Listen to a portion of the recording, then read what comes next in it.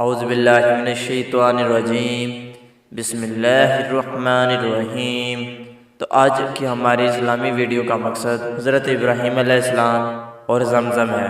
حضرت ابراہیم علیہ السلام اللہ کے حکم سے حضرت ہاجرہ اور اپنے بچے حضرت اسماعیل علیہ السلام کو جو ابھی پیدا ہوئے تھے ایک ایسی جگہ چھوڑ آئے جہاں دور تک آبادی نہ تھی اور نہ پانی تھا اور نہ کوئی درخت تھا۔ حضرت ہاجرہ نے حضرت اسماعیل علیہ السلام کو ایک پتھر کے سایہ میں لٹایا اور خود پانی کی تلاش میں کبھی ادھر دوڑی، کبھی ادھر دوڑی، کبھی ادھر دوڑی، کبھی ادھر دوڑی، لیکن پانی نہ ملا۔